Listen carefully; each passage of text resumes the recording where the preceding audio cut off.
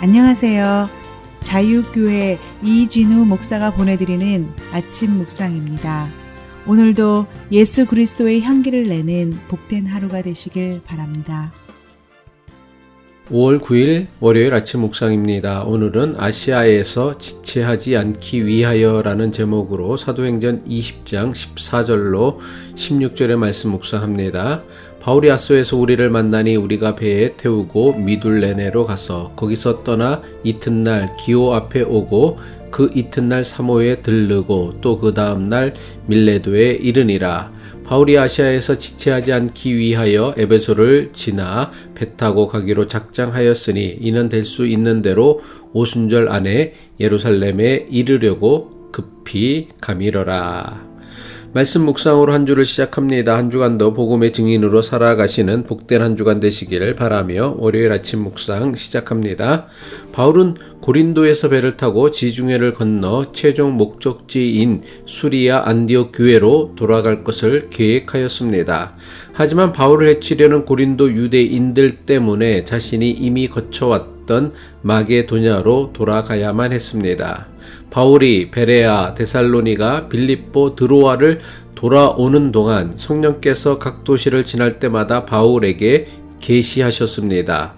예루살렘에 가면 결박과 환란이 기다리고 있다는 계시였습니다. 바울은 반복되는 성령의 계시를 예루살렘에 가는 것을 막아주시려는 성령의 은혜라고 해석하여 예루살렘을 가지 않을 수 있었습니다. 반대로 결박과 환란이 기다리고 있는 예루살렘으로 향하는 것이 성령께서 자신에게 주신 사명이라고 해석하여 예루살렘에 갈 수도 있었습니다.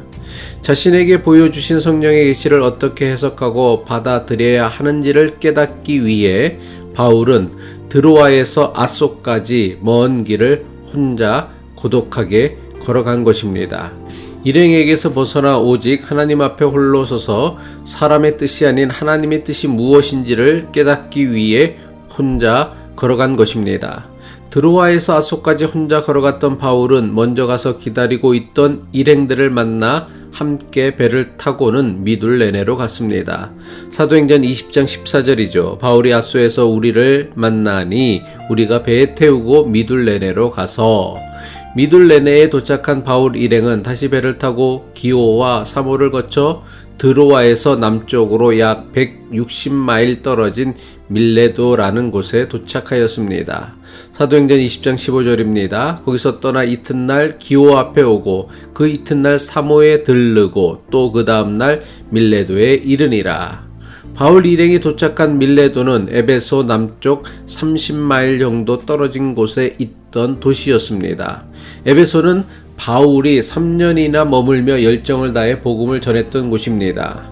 바울은 전도 여행을 할 때면 항상 자신이 방문하여 복음을 전했던 지역을 다시 찾아 믿음의 형제들을 만나 그들의 믿음을 굳세게 북돋아 주었습니다.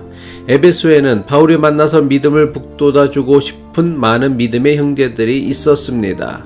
그런데도 바울은 배를 타고 내려오면서 가까운 거리에 있는 에베소를 들르지 않고 그냥 지나쳐 에베소 남쪽 밀레도로 곧장 내려갔습니다.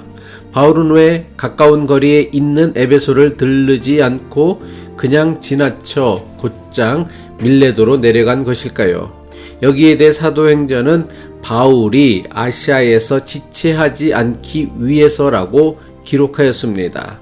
사도행전 20장 16절입니다. 바울이 아시아에서 지체하지 않기 위하여 에베소를 지나 배 타고 가기로 작정하였으니 이는 될 수 있는 대로 오순절 안에 예루살렘에 이르려고 급히 가미러라.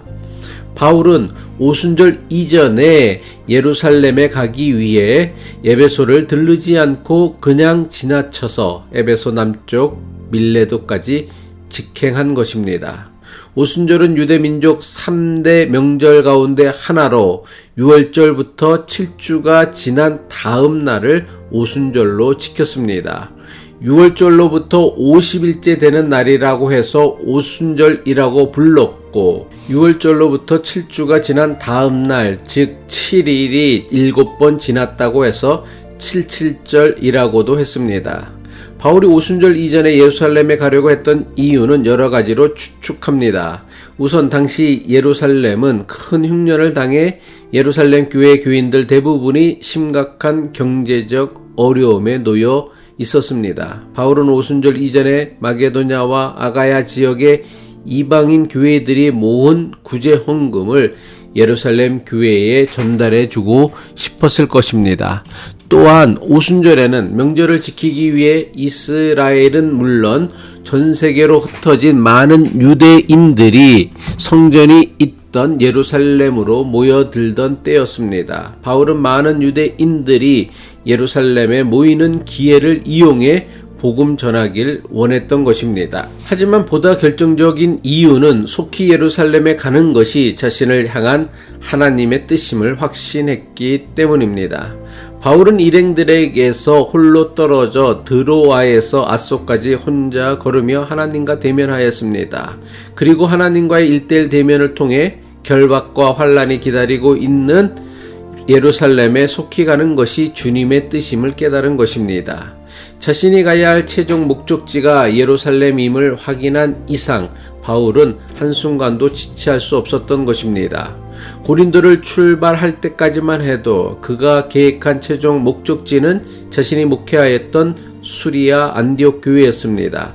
하지만 하나님과 일대일 대면을 통해 예루살렘이 그의 최종 목적지라는 것을 깨달은 바울은 결박과 환난이 기다리고 있는 예루살렘으로 최종 목적지를 바꾸었습니다.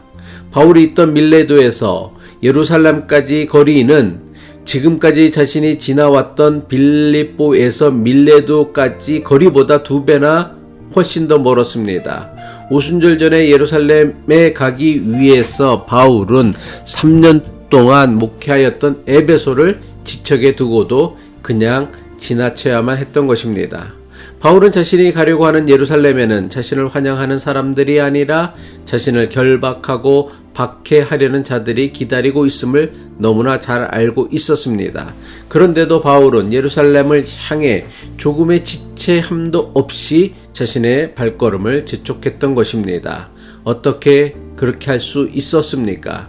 바울은 사람에게 받는 핍박, 반대, 비난보다 하나님 나라의 복음을 전하는 것을 훨씬 더 중요하고 가치 있게 여겼기 때문입니다.